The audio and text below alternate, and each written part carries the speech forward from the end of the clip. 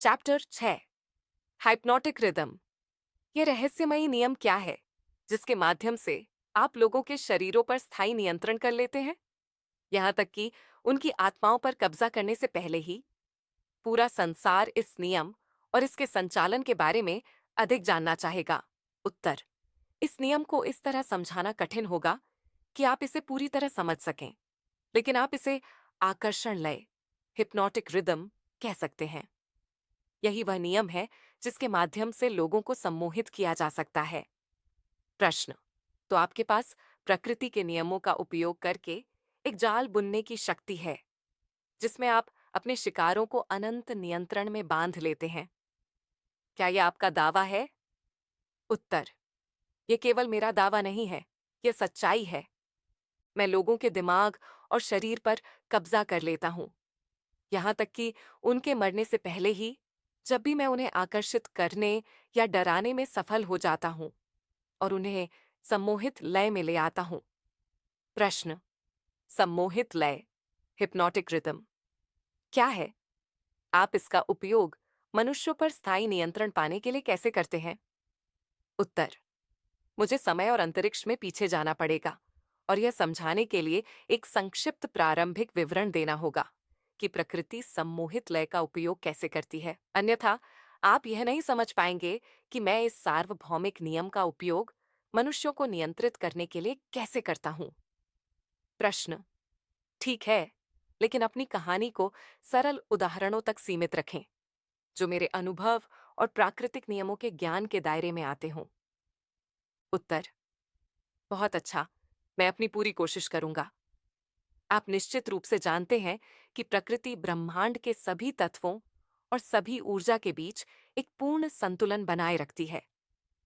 आप देख सकते हैं कि तारे और ग्रह पूर्ण सटीकता के साथ गति करते हैं, प्रत्येक एक निश्चित लय का पालन करते हुए। यह अपनी जगह समय और स्थान में बनाए रखता है।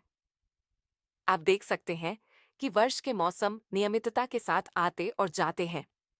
आप देख सकते हैं कि बलूत का पेड़ एक बलूत के फल से उगता है और देवदार का पेड़ अपने पूर्वज के बीज से उगता है। एक बलूत का फल कभी देवदार का पेड़ पैदा नहीं करता और देवदार का बीज कभी बलूत का पेड़ पैदा नहीं करता।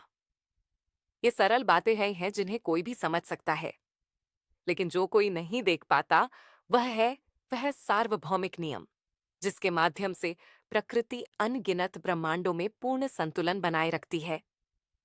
आपकी पृथ्वी से बंधी चेतना ने इस महान सार्वभौमिक नियम की एक आंशिक झलक तब देखी जब न्यूटन ने खोजा कि यह आपकी पृथ्वी को उसकी स्थिति में बनाए रखता है और सभी भौतिक वस्तुओं को पृथ्वी के केंद्र की ओर आकर्षित करता है।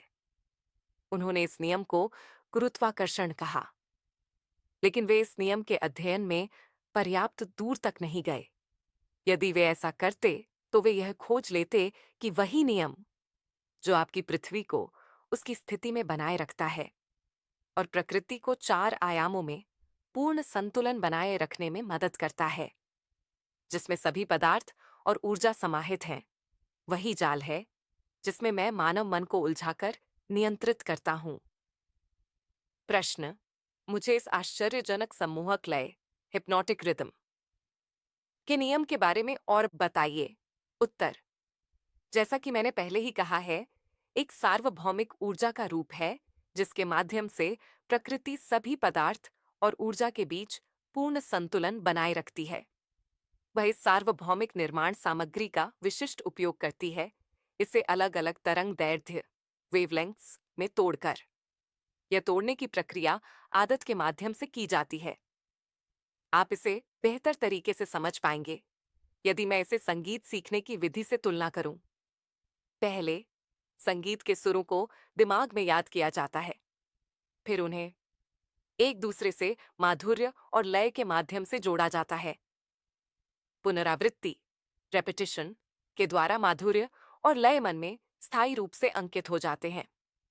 देखिए कि संगीतकार को एक धुन को कितनी कठोरता से बार बार दोहराना पड़ता है जब तक कि वह पूरी तरह से उसके मन में बैठ न जाए।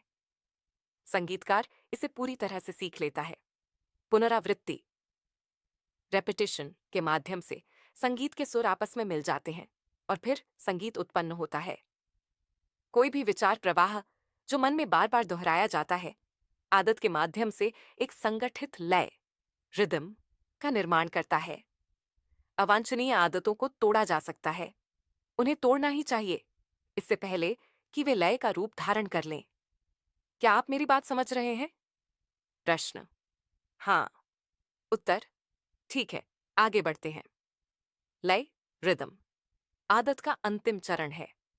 कोई भी विचार या शारीरिक गतिविधि जो आदत के सिद्धांत के माध्यम से बार बार दोहराई जाती है, अंततः लय का रूप धारण कर लेती है। फिर उस आदत को तोड़ा नहीं जा सकता, क्योंकि प्रकृति उसे अपने कब्जे में ले लेती है और उसे स्थायी बना देती है। यह कुछ कुछ पानी में बने भंवर जैसा है। कोई वस्तु अनिश्चित काल तक तैरती रह सकती है, जब तक कि वह भंवर में न फंस जाए।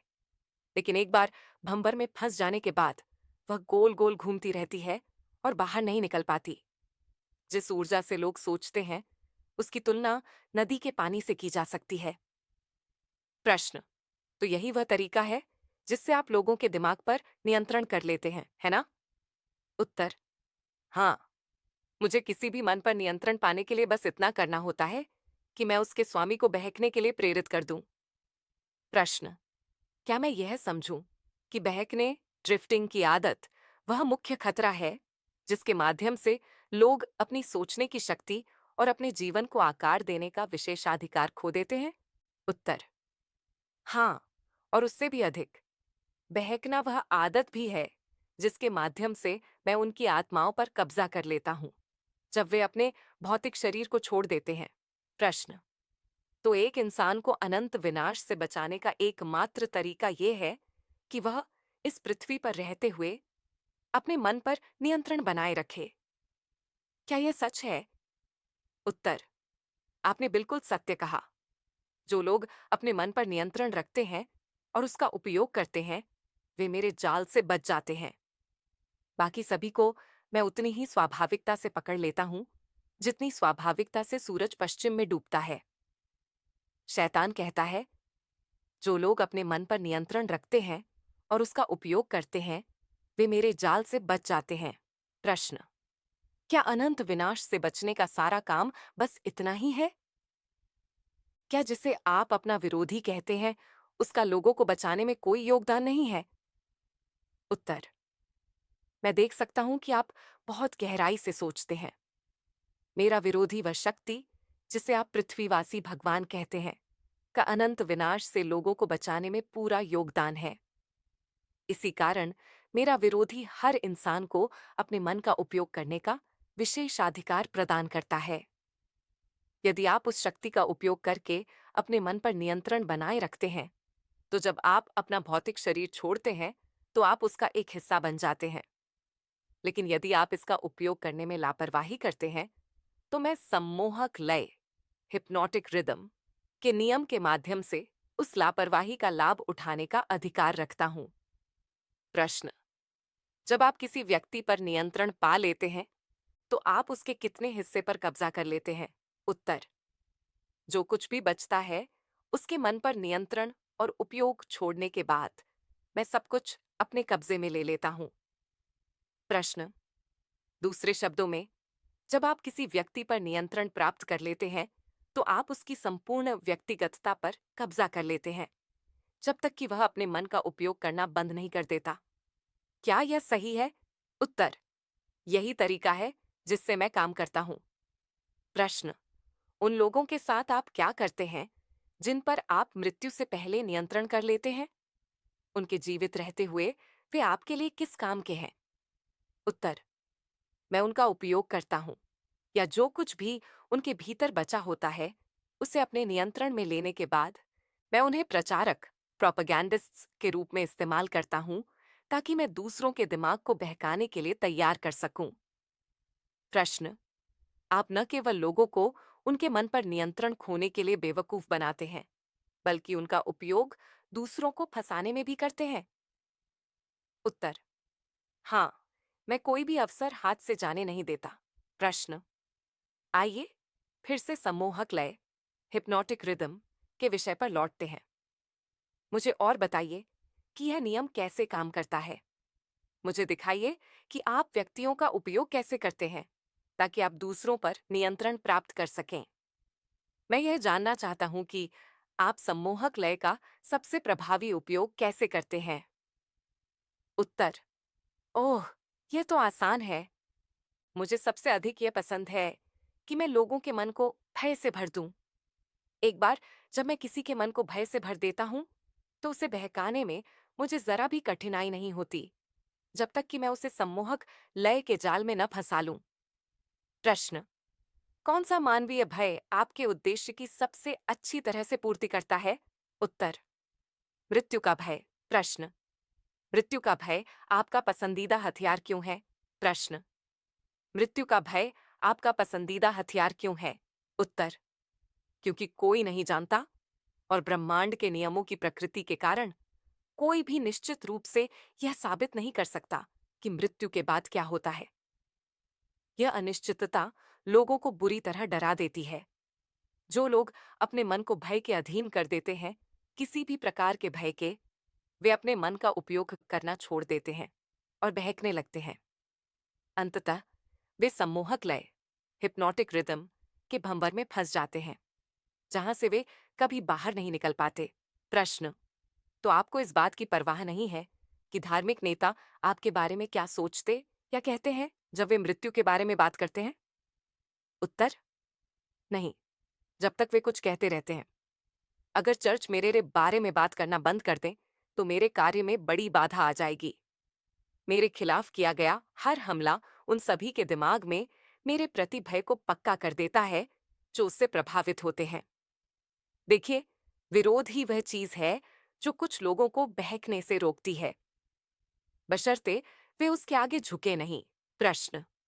चूंकि आप दावा करते हैं कि चर्च आपके उद्देश्य में मदद करते हैं, न कि बाधा डालते हैं, तो मुझे बताइए कि आपको किस चीज से चिंता होती है? उत्तर। मेरी एकमात्र चिंता यह है कि एक दिन पृथ्वी पर कोई सच्चा विचारक आ जाए। प्रश्न। अगर कोई विचारक आ ही जाए तो क्या होगा? उत्तर। आप मुझसे पूछते हैं कि क्या होगा? मैं आपको बताता हूं कि क्या होगा। लोग सबसे महान सत्य को जान लेंगे कि जिस समय को वे किसी चीज के भय में बिताते हैं, यदि उसे उलट दिया जाए, तो वही समय उन्हें भौतिक संसार में वह सब दे सकता है जो वे चाहते हैं, और उन्हें मृत्यु के बाद मुझसे बचा सकता है। क्या यह सोचने लायक बात नहीं है? शैतान कहता है, जिस समय को लोग किसी चीज के भय में बिताते हैं, यदि उसे उलट दिया जाए, तो वही समय उन्हें भौतिक संसार में वह सब दे सकता है जो वे चाहते हैं, और उन्हें मृत्यु के बाद मुझसे बचा सकता है। प्रश्न। ऐसा विचारक दुनिया में आने से क्या रोक रहा है? उत्तर। आलोचना का भय। यह जानकर आपको दिलचस्पी होगी कि आलोचना का भय ही एकमात्र प्रभावी हथियार है जो मेरे पास है, जिसके जरिए मैं आपको काबू में रखता हूं। अगर आपको इस स्वीकारोक्ति को प्रकाशित करने का डर न होता, तो मैं अपना पृथ्वी का साम्राज्य खो देता। प्रश्न। और अगर मैंने आपको चौंका दिया और इसे प्रकाशित कर दिया, तो आपके साम्राज्य को खोने में कितना समय लगेगा? उत्तर। बस उतना ही समय जितना एक पीढ़ी के बच्चों को समझदार बनने में लगता है। आप वयस्कों को मुझसे नहीं छुड़ा सकते। मैं उन्हें इतनी मजबूती से अपने कब्जे में ले चुका हूं। लेकिन अगर आपने इस स्वीकारोक्ति को प्रकाशित कर दिया, तो यह इतना पर्याप्त होगा कि मैं अभी तक जन्म न लेने वालों और उन लोगों पर नियंत्रण न कर पाऊं जो अभी समझने की उम्र में नहीं पहुंचे हैं। आप मेरी बातों को लेकर धार्मिक नेताओं के बारे में जो कुछ मैंने बताया है, उसे प्रकाशित करने का साहस नहीं करेंगे। वे आपको सूली पर चढ़ा देंगे। प्रश्न। मुझे लगा कि बर्बर प्रथा, सूली पर चढ़ाना 2000 साल पहले ही बंद हो गई थी। उत्तर। मेरा मतलब क्रॉस पर सूली पर चढ़ाने से नहीं है। मेरा मतलब है सामाजिक और आर्थिक सूली पर चढ़ाना। आपकी आय बंद कर दी जाएगी। आप सामाजिक रूप से बहिष्कृत हो जाएंगे। धार्मिक नेता और उनके अनुयायी दोनों आपको तिरस्कार की दृष्टि से देखेंगे। प्रश्न।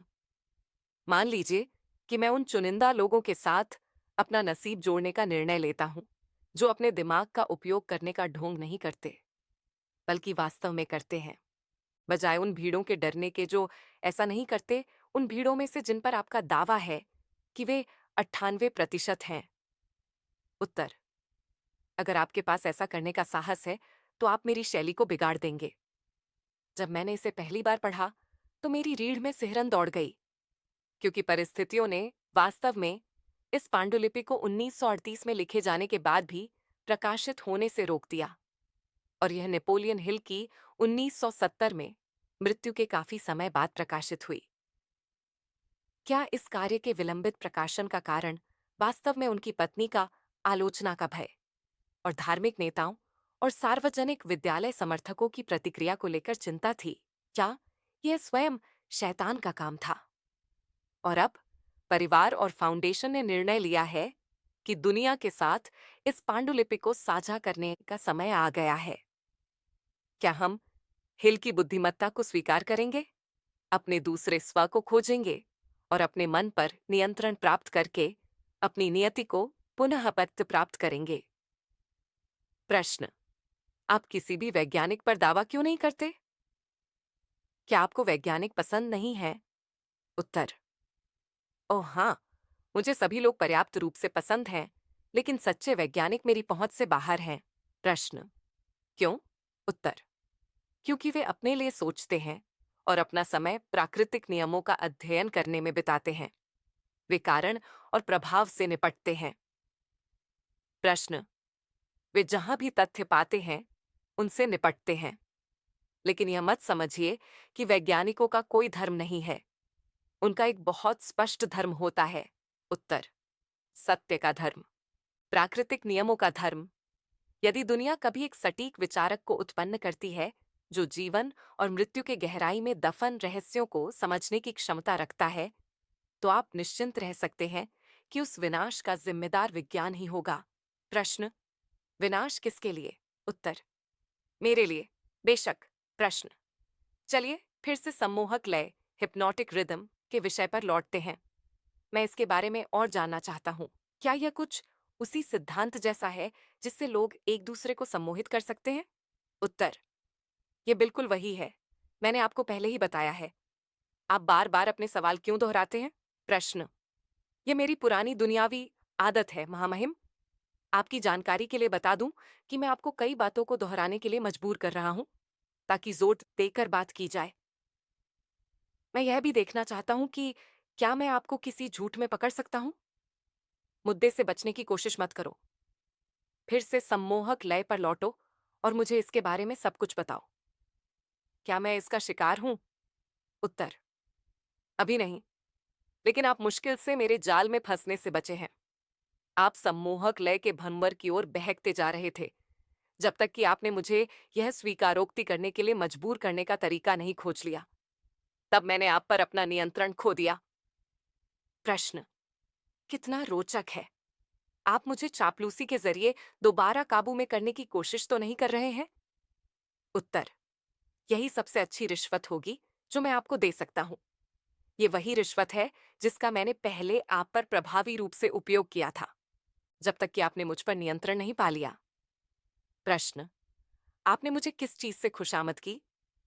उत्तर: कई चीजों से, जिनमें मुख्य रूप से सेक्स और आत्म अभिव्यक्ति की इच्छा शामिल थी। प्रश्न: आपकी इन रिश्वतों का मुझ पर क्या प्रभाव पड़ा? उत्तर: उन्होंने आपको आपके जीवन के प्रमुख उद्देश्य की उपेक्षा करने के लिए मजबूर कर दिया और आपको भटकाव की ओर धकेल दिया। प्रश्न: क्या आपने अपनी रिश्वतों से मेरे साथ बस इतना ही किया? उत्तर: इतना ही काफी था। प्रश्न: लेकिन अब मैं सही रास्ते पर लौट आया हूं और आपकी पकड़ से बाहर हूं, है ना? उत्तर: हाँ, फिलहाल आप मेरी पकड़ से बाहर हैं क्योंकि आप भटक नहीं रहे हैं। प्रश्न: किस चीज ने मुझ पर आपका जादू तोड़ा और मुझे भटकने की आदत से मुक्त किया? उत्तर: मेरा उत्तर आपको अपमानित कर सकता है। क्या आप इसे सुनना चाहते हैं? प्रश्न: जारी रखें महामहिम। मैं जानना चाहता हूं कि मैं कितनी सच्चाई सह सकता हूं।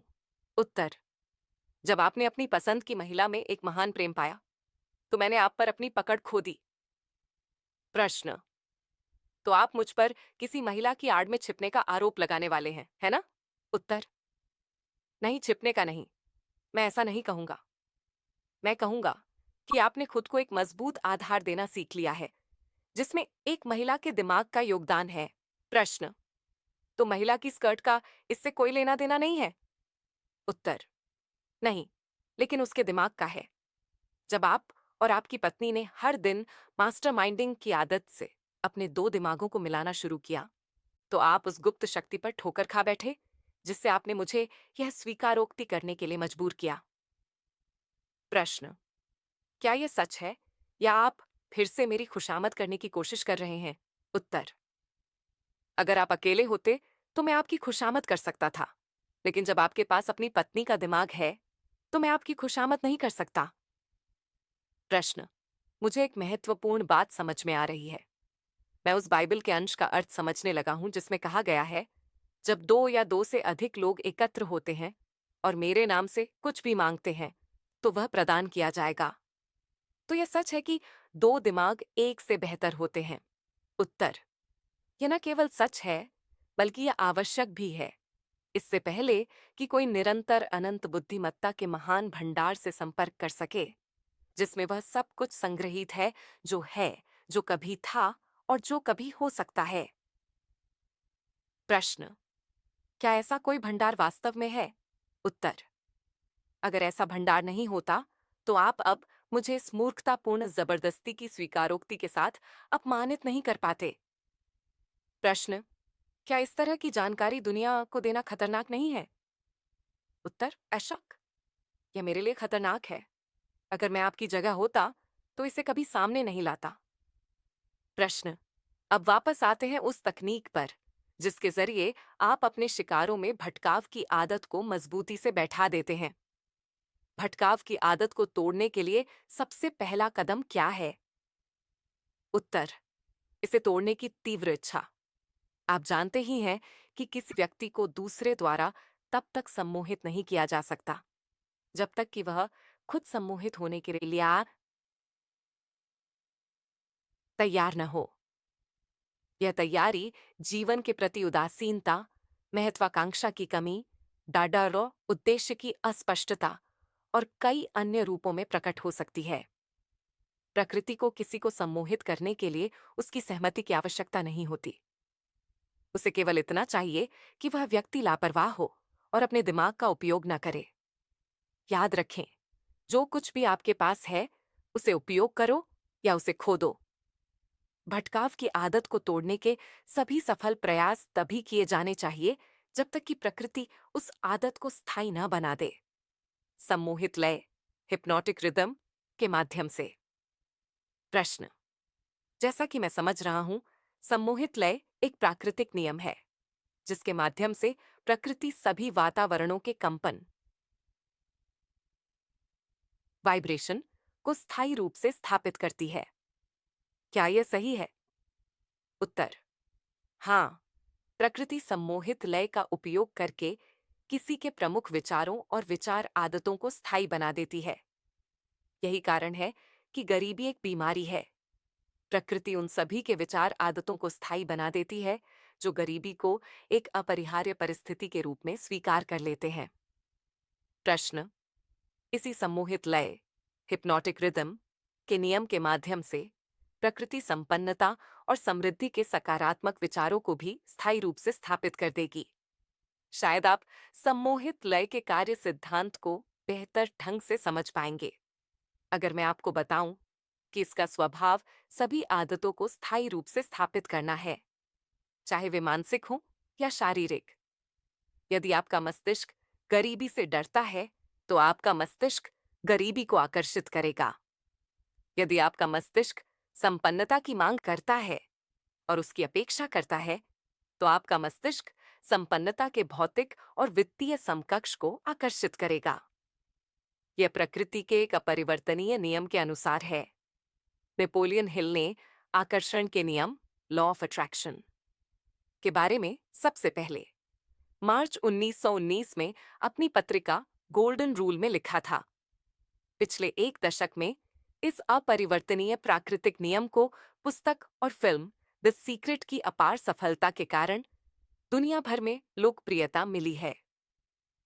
प्रश्न: क्या बाइबल में लिखने वाले ने उस वाक्य में जो कुछ मनुष्य बोएगा वही वह काटेगा, इस प्राकृतिक नियम को ध्यान में रखकर लिखा था? उत्तर, उसके मन में और कुछ नहीं हो सकता था। यह कथन सत्य है।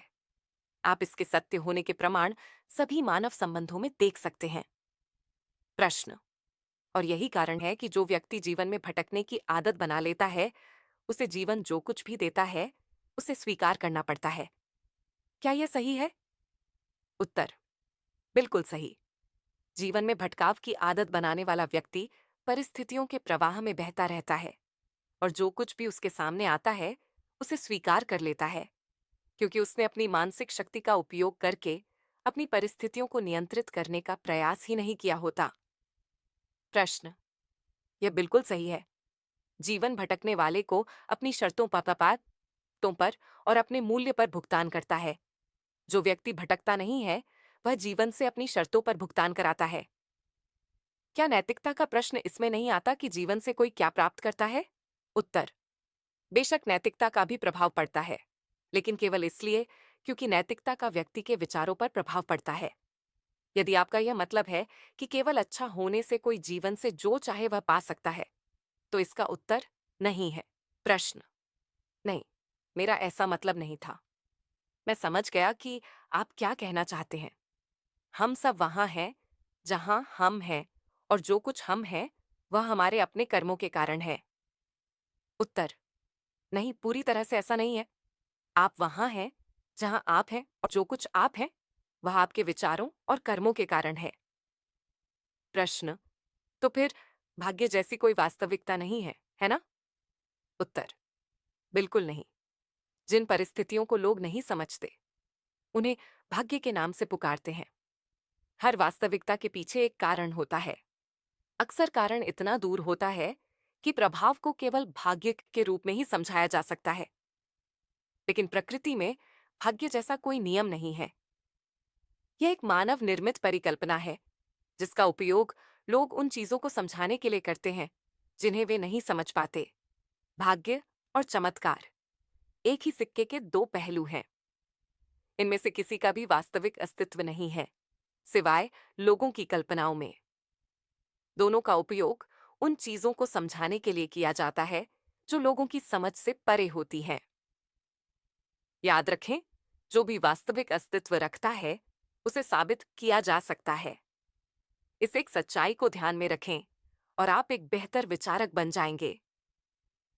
प्रश्न, कौन अधिक महत्वपूर्ण है, विचार या कर्म? उत्तर, सभी कर्म विचारों का अनुसरण करते हैं।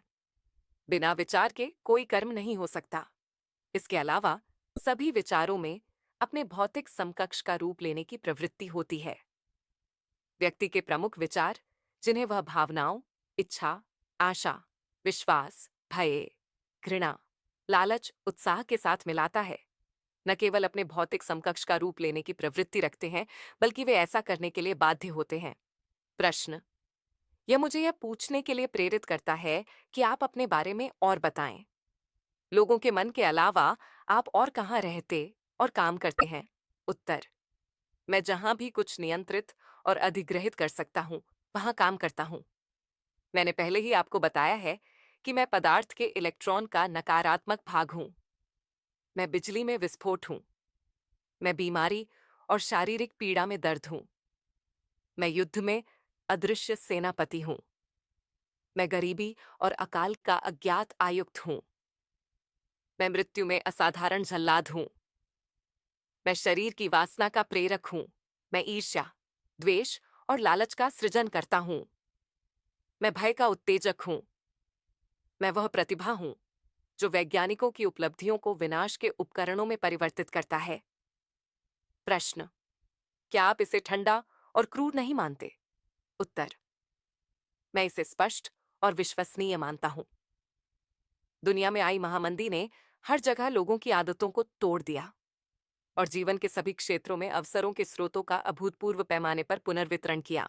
ड्रिफ्टर, भटकने वाला व्यक्ति का पसंदीदा बहाना, जिसके माध्यम से वह अपनी अवांछनीय स्थिति को समझाने की कोशिश करता है, यह है कि दुनिया में अवसरों का अकाल पड़ गया है। गैर ड्रिफ्टर अवसर का इंतजार नहीं करते कि वह उनके रास्ते में आए। वे अपने इच्छाओं और जीवन की मांगों के अनुसार अवसर पैदा करते हैं। शैतान कहता है, मैं सभी प्रकार के मानवीय संबंधों में सामंजस्य का विनाशक हूं। मैं न्याय का प्रतिकूल हूं। मैं सभी अनैतिकता में प्रेरक शक्ति हूं।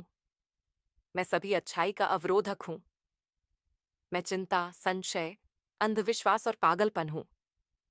मैं आशा और विश्वास का विनाशक हूं। मैं विनाशकारी गपशप और कांड का प्रेरक हूं। मैं स्वतंत्र और स्वायत्त विचार का हतोत्साहक हूं। संक्षेप में, मैं सभी प्रकार की मानवीय दुर्दशा का सृजन करता हूं, हतोत्साह और निराशा का प्रेरक हूं। प्रश्न: क्या गैर ड्रिफ्टर, जो भटकते नहीं, हिप्नोटिक रिदम के प्रभाव से बचने के लिए पर्याप्त रूप से बुद्धिमान होते हैं? उत्तर: कोई भी व्यक्ति हिप्नोटिक रिदम के प्रभाव से बचने के लिए इतना बुद्धिमान नहीं होता, ठीक वैसे ही जैसे कोई गुरुत्वाकर्षण के प्रभाव से नहीं बच सकता। हिप्नोटिक रिदम का नियम पुरुषों के प्रमुख विचारों को स्थायी रूप से स्थापित कर देता है, चाहे वे ड्रिफ्टर हों या गैर ड्रिफ्टर। गैर ड्रिफ्टर के लिए हिप्नोटिक रिदम के प्रभाव से बचने का कोई कारण नहीं है, क्योंकि यह नियम उसके लिए अनुकूल है। यह उसे उसके प्रमुख लक्ष्यों, योजनाओं और उद्देश्यों को उनके भौतिक रूप में बदलने में मदद करता है। यह उसके विचारों की आदतों को स्थायी बना देता है। केवल ड्रिफ्टर ही हिप्नोटिक रिदम के प्रभाव से बचना चाहेगा। प्रश्न: मेरे वयस्क जीवन का बड़ा हिस्सा एक ड्रिफ्टर के रूप में बीता है। मैंने हिप्नोटिक रिदम के भंवर में बह जाने से कैसे बचाव किया? उत्तर: आपने बचाव इसलिए किया क्योंकि आपने अपने विचारों को नियंत्रित करना और अपने दिमाग का उपयोग करना सीख लिया। आपकी दृढ़ इच्छा शक्ति और अपने जीवन के उद्देश्य को पहचानने की क्षमता ने आपको हिप्नोटिक रिदम के जाल में फंसने से रोक लिया। हिल का दृष्टिकोण: महामंदी के दौरान बड़ी बड़ी संभावनाएं उत्पन्न हुईं और उन लोगों ने बड़ी संपत्ति बनाई जिन्होंने उन अवसरों का लाभ उठाया। आज के समय में भी आर्थिक उथल पुथल के कारण कई अवसर मौजूद हैं। क्या आप उन अवसरों को पहचान कर अपनी इच्छाओं और जीवन की मांगों के अनुसार अवसर पैदा करेंगे? प्रश्न: आपने हिप्नोटिक रिदम के भंवर से कैसे बचाव किया? उत्तर: आपने वास्तव में पूरी तरह से बचाव नहीं किया। वयस्कता में कदम रखने के बाद से आपके प्रमुख विचार और इच्छाएं हमेशा मन की सभी संभावनाओं को समझने की एक स्पष्ट और निश्चित इच्छा पर केंद्रित रही हैं। आपने कम महत्वपूर्ण विचारों पर भटकाव किया हो सकता है, लेकिन इस इच्छा के संबंध में आपने कभी भटकाव नहीं किया, क्योंकि आपने इस विचार में भटकाव नहीं किया। आप अब एक ऐसा दस्तावेज लिख रहे हैं जो आपके प्रमुख विचारों द्वारा जीवन से मांगी गई सटीक जानकारी प्रदान करता है। प्रश्न: आपका विरोध हिप्नोटिक रिदम का उपयोग क्यों नहीं करता ताकि उच्च विचारों और महान कर्मों को स्थायी बना सके? आपका विरोध आपको इस विशाल शक्ति का उपयोग करने की अनुमति क्यों देता है ताकि लोग अपने ही नकारात्मक विचारों और कर्मों के जाल में फंस जाएं? आपका विरोध लोगों को ऐसे विचारों से क्यों नहीं बांधता जो उन्हें आपके प्रभाव से ऊपर उठाएं? उत्तर: हिप्नोटिक रिदम का नियम सभी के लिए उपलब्ध है जो इसका उपयोग करना चाहते हैं। मैं इसका अधिक प्रभावी ढंग से उपयोग करता हूं क्योंकि मैं लोगों को नकारात्मक विचारों को अपनाने और विनाशकारी कार्यों में लिप्त होने के लिए अधिक आकर्षक प्रलोभन प्रदान करता हूं। प्रश्न: दूसरे शब्दों में, आप लोगों को नकारात्मक सोच और विनाशकारी कार्यों को सुखद बनाकर नियंत्रित करते हैं। क्या यह सही है? उत्तर: बिल्कुल सही। हिल का दृष्टिकोण: शैतान ने यहां यह स्पष्ट किया कि वह लोगों को नकारात्मक सोच और हानिकारक कार्यों में लिप्त होने के लिए आकर्षक प्रलोभन देकर नियंत्रित करता है। इसके विपरीत, सकारात्मक सोच और अच्छे कार्यों को स्थायी बनाने के लिए भी हिप्नोटिक रिदम का उपयोग किया जा सकता है। लेकिन लोग अक्सर आसान और तात्कालिक सुख की ओर आकर्षित हो जाते हैं। अपनी सोच और दृष्टिकोण को नियंत्रित करके हम हिप्नोटिक रिदम का सकारात्मक उपयोग कर सकते हैं और अपने जीवन को बेहतर बना सकते हैं।